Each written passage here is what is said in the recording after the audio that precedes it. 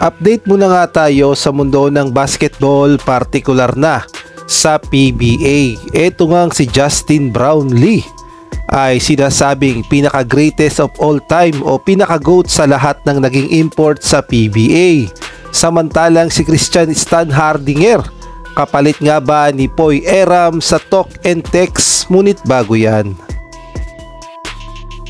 pakipindot naman ang like, subscribe at ang notification bell para updated ka sa lahat ng aking ina-upload. At kung gusto mong magpa-member sa aking channel ay pindutin mo lamang ang join at automatic ka na sa mga shoutout. Ayon nga sa naging report ng spin.ph, ang sabi nga dito is Justin Brownlee already the GOAT among PBA imports. So lumalabas na ito na nga ba talaga si Justin Brownlee ang pinaka magaling na import sa kasaysayan ng PBA, dahil alam naman nating lahat na nagawa na ata ni Justin Brownlee ang kailangan niyang gawin dito sa Pilipinas sa larangan ng basketball. Naging import ng Barangay Ginebra at tinulungan pa ang Pilipinas as import ng Gilas Pilipinas at nakuha nga ang gintong medalya sa Asian Games at gayon na rin ay napataob pa natin ang number 6 na Latvia at ang number 22 na New Zealand. Kaya naman ang matinding diskusyon si Justin Brownlee na kaya ang greatest of all time sa mga imports sa PBA.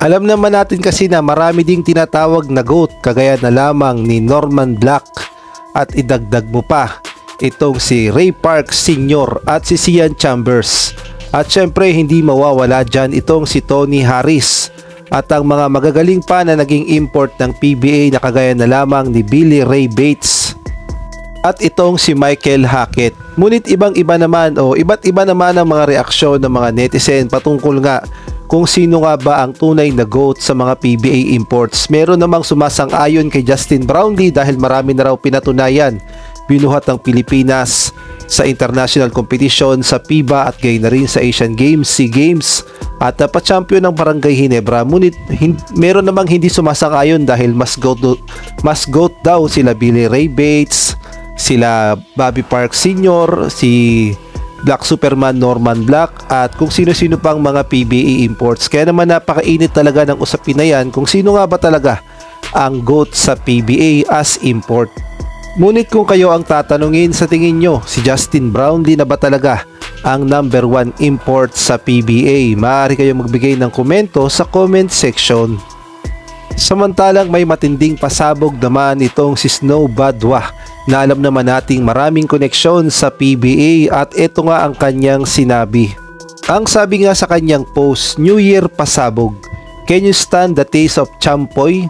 Happy 2025 everyone. So lumalabas na binabanggit niya rito ang dalawang pangalan at mukhang katunog nga ng pangalan ni Christian Stan Hardinger na alam naman nating lahat na nagretiro na nga daw sa PBA, at ang isa pang pangalan na kanyang tinutukoy walang iba kundi si Poy Eram. So lumalabas na mukhang may matinding trade na magaganap sa pagitan ni Poy Eram at Christian Stan Hardinger.